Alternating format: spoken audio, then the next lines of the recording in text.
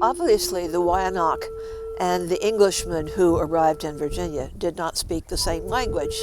So the English began sending some of their younger colonists, boys of 13 and 14, who were still young enough to learn languages easily, send them to live among the Indians to try to learn the Powhatan language, which was spoken by the Wyandots. The Wyandots also wanted some of their young people to begin speaking English, but we don't have a record of whether any Indian kids went to live with the English for that purpose.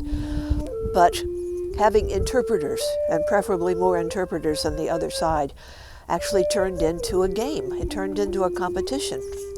Before there were good interpreters, which means for the first 2 years of the Jamestown colony, people had to communicate between the two sets of folks by body English and facial expressions, old rubber face. That was the only way that they could communicate with one another. And obviously then there were going to be misunderstandings. It meant that the early years of the Jamestown colony were a very rocky road for both sides.